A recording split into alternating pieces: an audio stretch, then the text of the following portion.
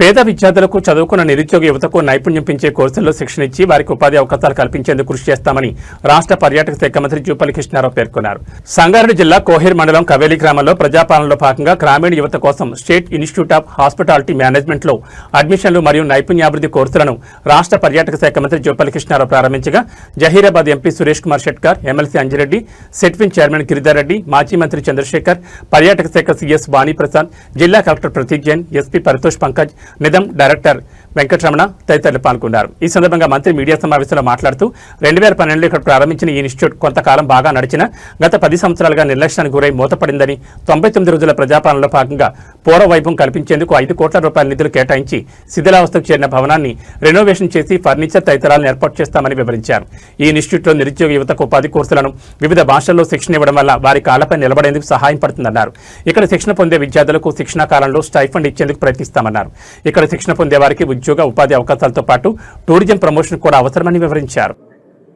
State institute of hotel management Sangareddy అంటే ఇక్కడ కోహీర్ దగ్గర ఉన్నటువంటి ఇన్స్టిట్యూట్ను 2012 అంటే సుమారుగా 13 సంవత్సరాల క్రితం గీతారెడ్డి గారు టూరిజం మంత్రిగా ఉన్నప్పుడు, అట్లాగే సురేష్ శెట్కర్ గారు ఎంపీగా ఉన్నప్పుడు దీన్ని ప్రారంభించడం జరిగింది. గౌరవ ముఖ్యమంత్రి రేవంత్ రెడ్డి గారి పాలనలో ఈ యొక్క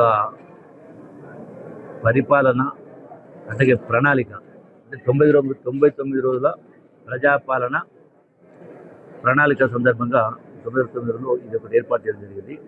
సో ఈ ఇన్స్టిట్యూట్కు మళ్ళీ పూర్వ వైభవం వచ్చే విధంగా రావటం కోసం మొదటగా ఇమీడియట్గా ఒక 5 కోట్ల రూపాయలు దీనికి నిధుల్ని కేటాయించడం ఏర్పాటు చేస్తూ ఉన్నాం.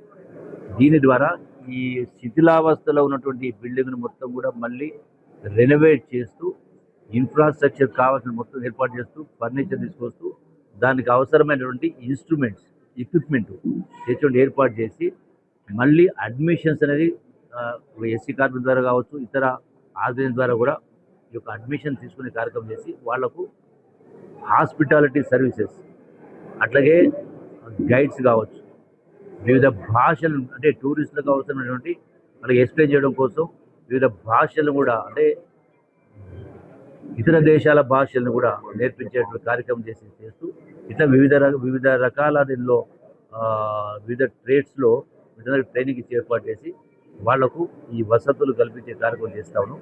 దీని ద్వారా వాళ్ళ కాళ్ళపైన వాళ్ళు నిలబడి ప్రపంచంలో ఎక్కడికైనా వెళ్ళి బ్రతికొచ్చేటువంటి ఒక కెపాసిటీని తయారు చేసేటువంటి కార్యక్రమం చేస్తాం. ఈ విద్యార్థులు కూడా వీళ్ళపైన ఆర్థిక భారం అదనంగా పడకుండా ప్రభుత్వం గౌరవ ముఖ్యమంత్రి గారితో అంటే ఫైనాన్స్ మినిస్టర్తో మాట్లాడి వాళ్ళకు స్పెషల్గా వాళ్ళకు కొంత స్టైఫండ్ ఇచ్చే విధంగా ప్రయత్నం చేసే కార్యక్రమం చేస్తాం.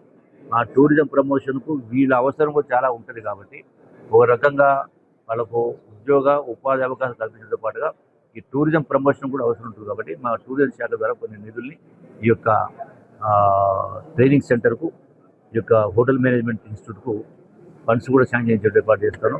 భవిష్యత్తులో ఇది పూర్వవైభవం కాకుండా ఇంకా అంతకంటే ఎక్కువగా ఉండే విధంగా కొన్ని వందలాది మందికి ట్రైనింగ్ ఇచ్చే స్థాయికి తీసుకెళ్ళడానికి ఈరోజు అంటే పూర్వవైభవం రావడానికి పునఃప్రారంభం చేసే కార్యక్రమం చేస్తాము. Thank you.